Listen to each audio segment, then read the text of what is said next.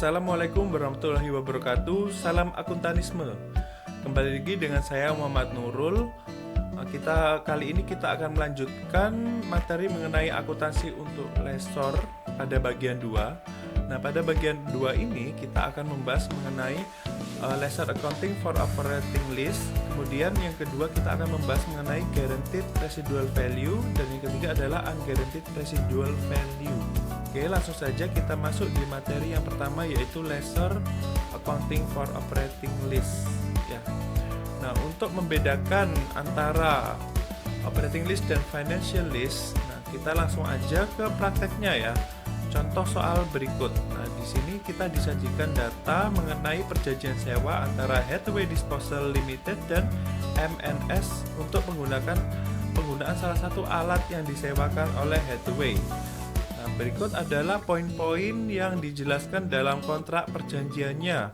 Terdapat 5 poin dalam kontrak perjanjiannya. Yang pertama adalah jangka waktu sewanya itu adalah 3 tahun ya, 3 tahun. Kemudian yang kedua adalah perjanjian sewa tidak dapat dibatalkan atau non-cancelable. Diperlukan adanya 3 pembayaran sewa tahunan sebesar 17.620 dengan pembayaran pertama pada tanggal 1 Januari.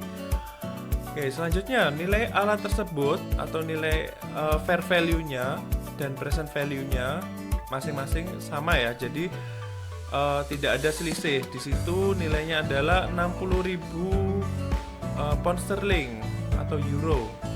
Kemudian estimasi umur ekonomisnya adalah 5 tahun dan nilai sisa pada akhir sewa sebesar 12.000 unguaranteed ya, tanpa jaminan.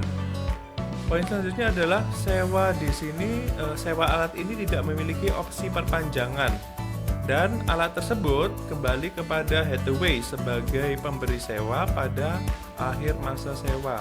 Yang terakhir adalah tingkat pinjaman incremental Taylor adalah 6%. Nah, di sini Hathaway menetapkan tarif sewanya untuk pengembaliannya itu sebesar 6% per tahun. Oke, selanjutnya di sini ya. Ini adalah hasil analisa dari kelima opsi yang telah disebutkan pada lease agreement sebelumnya. Nah, di sini kalau kita lihat dari transfer of ownership testnya, ini tidak ada ya, tidak ada perpindahan kepemilikan. Jadi aset tersebut tetap menjadi milik pemberi sewa. Jadi tidak memenuhi substansi tes yang pertama. Yang kedua adalah purchase option test. Nah, apakah di akhir periode lessee sebagai penyewa dia memiliki hak untuk membeli aset tersebut pada nilai wajar yang lebih rendah? Tidak ada ya, tidak disebutkan pada lease agreement yang disebutkan sebelumnya. Yang ketiga adalah lease term test. Nah, pada tes ini kita akan melihat apakah masa kontrak sewanya itu mencakup sebagian besar dari umur manfaat dari aset tersebut. Nah, jika dihitung di sini adalah masa manfaat yang terjadi pada lease term tersebut sebesar 60% ya. Di sini masih kurang dari 75%. Jadi tidak memenuhi untuk dikatakan sebagai financial lease. Selanjutnya yang keempat adalah present value test. Nah, pada tes ini kita akan menghitung apakah present value-nya itu dikatakan wajar. Wajar itu dikatakan apabila memenuhi 90%.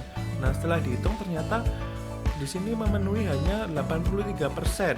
Jadi masih di bawah ya, di bawah dari ketentuan dikatakan financial lease. Jadi tidak masuk. Nah, yang terakhir adalah alternative use.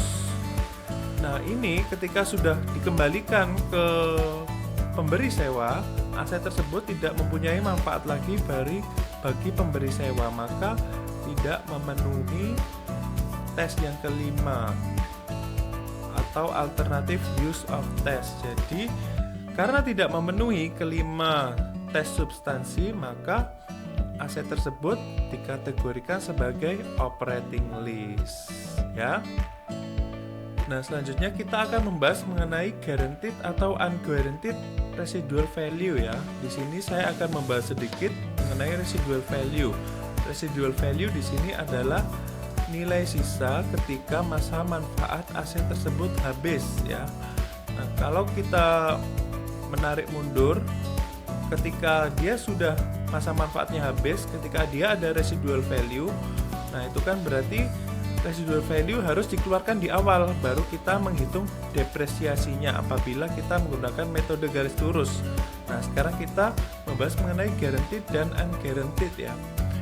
Nah jadi di sini kita harus hitung dulu nilai dari yang harus dipulihkan ya. Yang pertama kita melihat dari fair value-nya. Di sini fair value-nya adalah 100.000.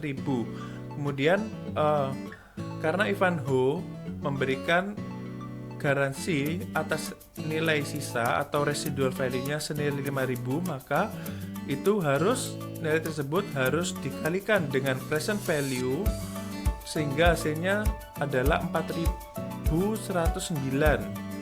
Nah, itu harus dikurangkan dari fair value-nya sehingga nilai yang dapat dipulihkan senilai 95.890. Oke. Nah, kemudian di sini ada dijelaskan sedikit mengenai pembayarannya. Di sini juga dijelaskan mengenai pembayarannya sebesar 20.000 untuk 5 kali pembayaran ya. Oke, selanjutnya kita akan melakukan analisa mengenai transaksi sewa yang mendapatkan guaranteed atau unguaranteed residual value. Nah, di sini adalah kita akan membahas perbedaan antara guaranteed dan unguaranteed residual value berdasarkan transaksi sebelumnya, transaksi sewa sebelumnya ya. Kalau dilihat dari list receivable-nya itu tidak ada perbedaan antara guaranteed dan unguaranteed residual value. Yang menjadi perbedaan adalah pada sales price dan cost of goods sold-nya. Kenapa? Karena kalau dia guaranteed nilainya itu bulat ya, bulat di angka 100.000 dan 85.000. Sedangkan kalau dia masuk dalam kategori unguaranteed harus dikurangkan dengan nilai present value dari guaranteed-nya tadi yang di awal ya, sebesar 4.109. Nah ini ya, yang present value of residual value-nya itu harus dikeluarkan. Oke, karena dia dikeluarkan jadi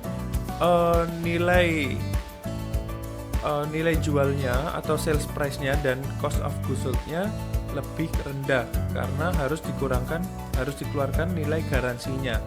Otomatis dari gross profit-nya juga akan berbeda karena kalau yang di guaranteed dia kan nilainya dari 100.000 dikurangi 85 ya. Nah, sedangkan kalau dia masuk unguaranteed itu pengurangnya dapat dari 95.000 dikurangi 80.000. Nah, jadi secara umum yang guaranteed itu pasti lebih tinggi karena bulat ya. Sedangkan kalau dia unguaranteed harus dikeluarkan nilai jaminan residual value-nya. Oke, terima kasih atas perhatiannya. Selanjutnya kita akan latihan soal untuk memastikan bahwa saudara memahami materi mengenai akuntansi untuk lektor baik bagian 1 dan bagian 2. Terima kasih, salam akuntanisme.